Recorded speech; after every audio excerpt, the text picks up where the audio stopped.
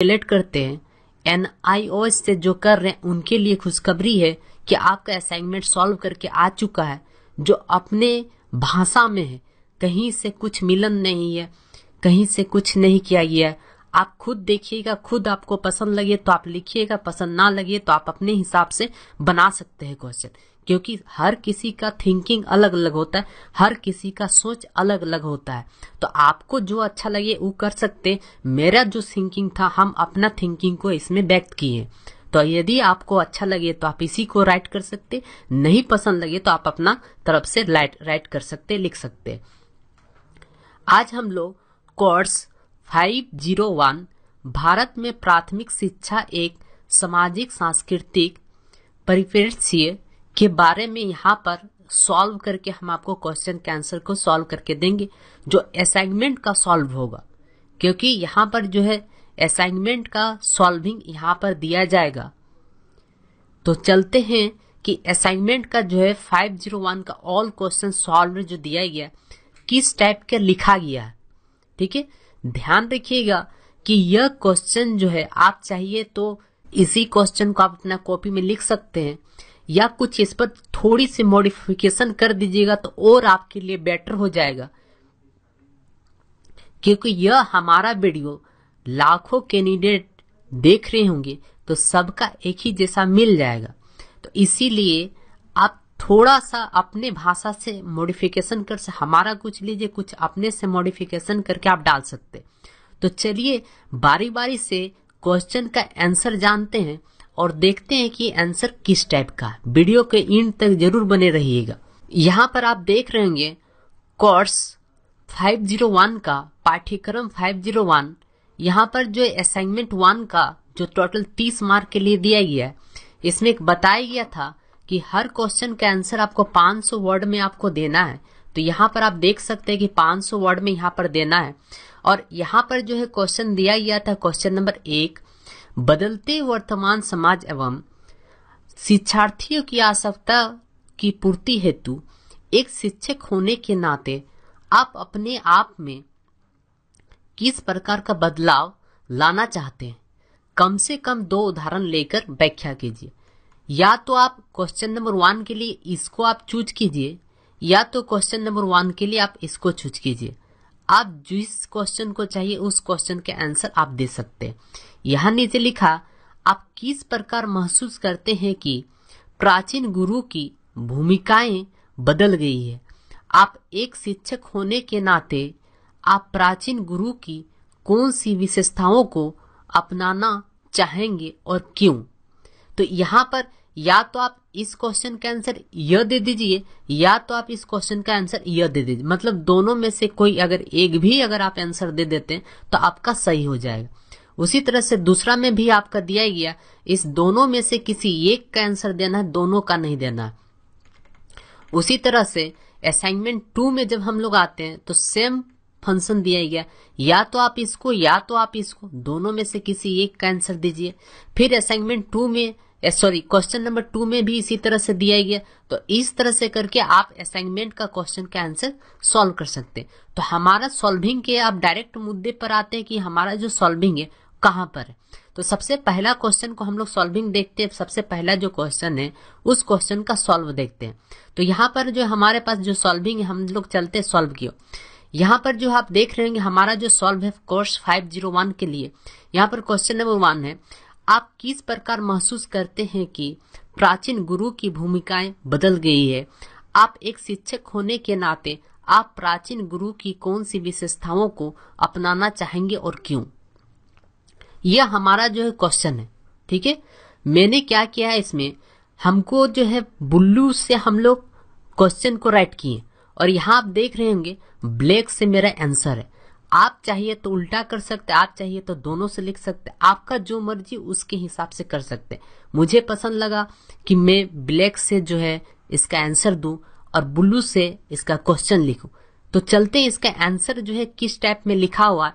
तो आप इस वीडियो को देखते देखते आप अपना कॉपी में राइट डाउन करते चलिएगा जैसे जैसे हम पढ़ रहे हैं, क्योंकि इसलिए पढ़ के हम सुना दे रहे हैं क्योंकि बहुत सारा हो सकता है कि आपको वीडियो अच्छा से ना दिखे।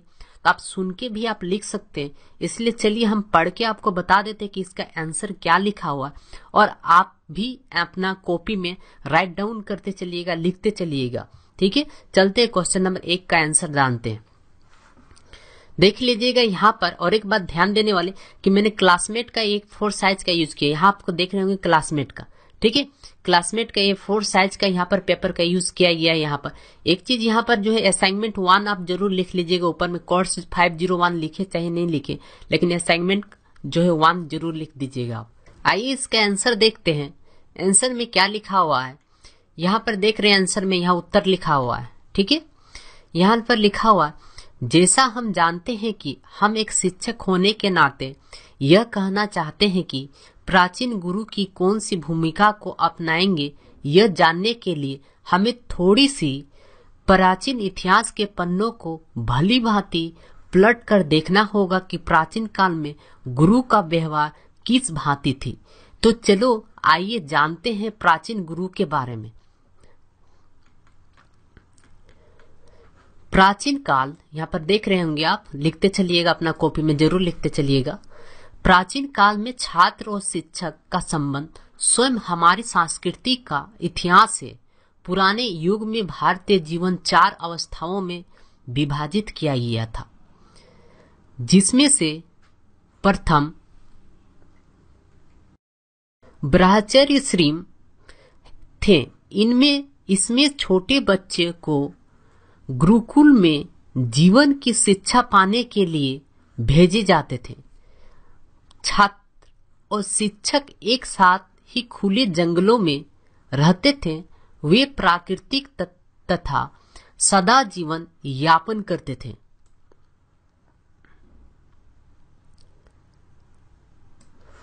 शिक्षक उन्हें प्रेम से पढ़ाते थे। वे उन्हें जीवन में जीने के लिए तैयार करते थे। छात्र भी शिक्षकों के अन्याय भक्त होते थे।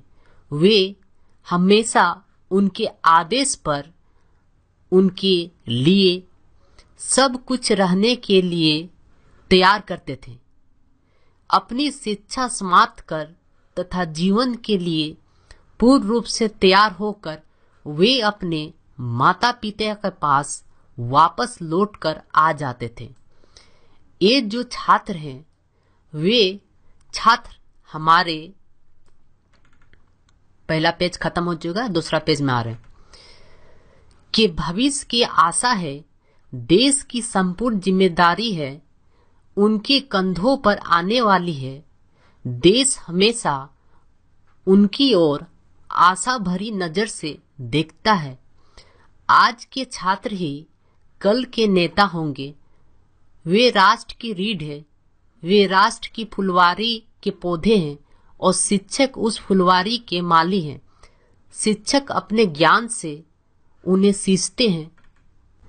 ये शिक्षक ही उन्हें जीवन ज्योति प्रदान करते हैं। इसीलिए शिक्षक ही सही अर्थ में राष्ट्र निर्माता है। वे समाज के पथ प्रदर्शक है। गुरु की भूमिका विभिन्न रूप से संपादित करनी होती थी। वह विद्यार्थियों के लिए माता पिता की, अध्यापक की, एक विद्वान की, एक धर्म प्रचार की तथा एक मित्र की एवं एक दार्शनिक तथा पथ प्रदर्शक की भूमिका निभाता था। विद्यार्थियों की आवश्यकताओं को व्यक्तिगत रूप से देखभाल करता था। यह देखना गुरु का ही कर्तव्य था कि विद्यार्थी विकास कर रहा है और गुरु तथा स्वयं की संतुष्टि से प्रगति कर रहा है। अध्यापक और शिष्य में पिता और पुत्र की तरह अत्यंत गहन या आंतरिक संबंध होता था। इस संबंध की उपनिषद में भली भांति व्याख्या की गई है कि उपनिषद का शाब्दिक अर्थ है निकट बैठना। अध्यापक विधि गुरु और शिष्य के मौखिक संवाद के रूप में थी। इसके अतिरिक्त व्याख्यान, प्रवचन, वाद विवाद तथा विवेचना, संस्वर, पठन तथा पुनरावृत्ति विद्यार्थी की दैनिक जीवन का अंग है। चलते हैं नेक्स्ट पेज की ओर।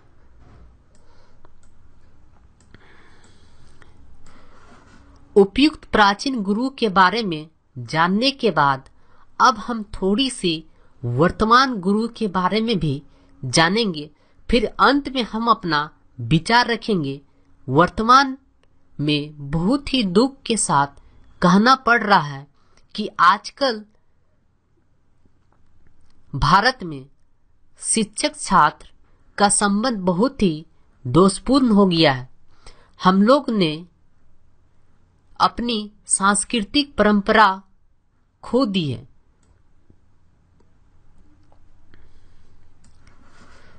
छात्रों को अपने शिक्षकों के प्रति कोई आदर भाव नहीं रह गया है। छात्रों के द्वारा वे नीची निगाह से देखे जाते हैं। वे उनके द्वारा सर्वत्र अपमानित होते हैं। कभी कभी तो उनके द्वारा वे निर्दयतापूर्ण तरीके से पीटे भी जाते हैं। छात्रों ने अपनी नैतिक भावना खो दी है। वे नैतिकता को भूल बैठे हैं। वे हमेशा दुष्टतापूर्वक कार्य करते हैं तथा अध्ययन में थोड़ी भी रुचि नहीं लेते हैं। बेचारे शिक्षक को एक ओर अपनी प्रतिष्ठा बचानी पड़ती है जो हमेशा खतरे में रहती है, तथा दूसरी ओर उन्हें पढ़ाना भी पड़ता है। कुछ दृष्ट प्राकृतिक के शिक्षक छात्रों को दुष्टतापूर्ण कार्यों को करने के लिए उभारते हैं। वे उन्हें दूसरों को अपमानित करने के लिए प्रोत्साहित करते हैं, परंतु उनके उदात्त व्यवहार का मुख्य कारण दोषपूर्ण शिक्षा है, जिसने छात्रों को हतोत्साहित कर दिया है। इस तरह के छात्रों का कोई भविष्य नहीं होता है। वे सिर्फ सड़कों पर भटकने वाले रोमियो और जूलियो हो गए हैं। परिणाम यह है कि अधिकांश छात्र अपना जीवन बर्बाद कर रहे हैं। चलते हैं नेक्स्ट पेज की ओर। जैसा कि उपयुक्त में प्राचीन और वर्तमान में शिष्य और गुरु का व्यवहार को देखने के बाद यह कह सकते हैं कि आज का युग एक डिजिटल का युग है। यहाँ पर विद्यार्थियों को पढ़ाई के साथ साथ मनोरंजन भी करवाना पड़ेगा, तभी कोई विद्यार्थी पढ़ने में रुचि रखेंगे। और बात रही प्राचीन गुरु से, तो प्राचीन में एक काम बहुत ही अच्छा होता था कि विद्यार्थी अपने गुरु के साथ जीवन यापन करते थे। आज भी हमें हॉस्टल या गुरुकुल बना के नियम के अनुसार बच्चों को रखना होगा, ताकि बच्चों का भविष्य खराब ना हो जाए। अंत में यह कहना चाहता हूं कि हर जगह गुरुकुल, हॉस्टल का व्यवस्था रहे और छात्रों एवं शिक्षकों के कटु संबंध को समाप्त करना चाहिए। तभी हमारे देश का भविष्य उज्जवल हो सकता है, अन्यथा कभी नहीं। इस क्वेश्चन का आंसर यहीं तक था। एक बात ध्यान दीजिएगा, जब भी क्वेश्चन का आंसर जब आप दीजिएगा, तो जब क्वेश्चन समाप्त हो जाएगा तो उसके अंतिम पर इस टाइप का लाइनिंग का क्लोजिंग पॉइंट इसको कहते हैं।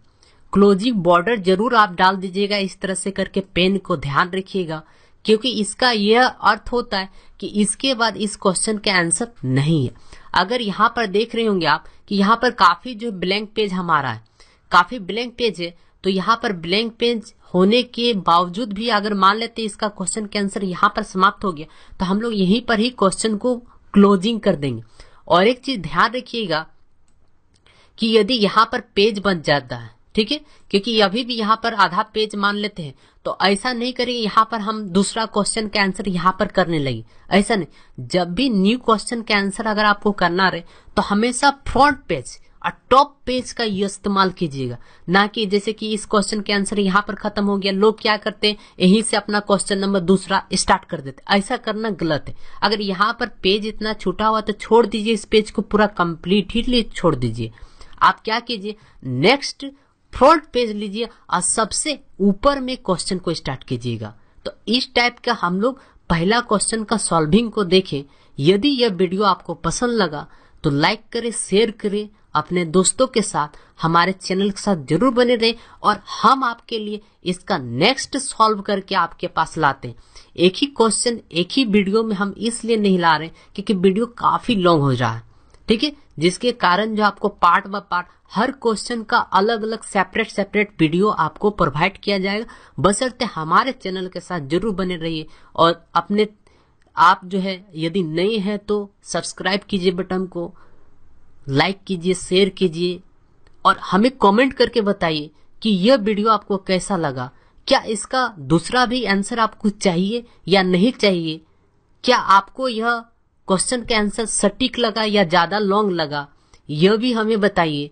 यदि आपको लगता है कि ज्यादा लॉन्ग है तो अपने तरीका से आप इसको शॉर्ट करके लिखिए, क्योंकि यह हम जो सोचते हैं उसके हिसाब से हम लिखें। अब आप क्या सोचते हैं उसके हिसाब से आप अपना आंसर दे सकते हैं। फिर मिलते हैं इसके नेक्स्ट सॉल्विंग आंसर के साथ, तब तक खुश रहिए।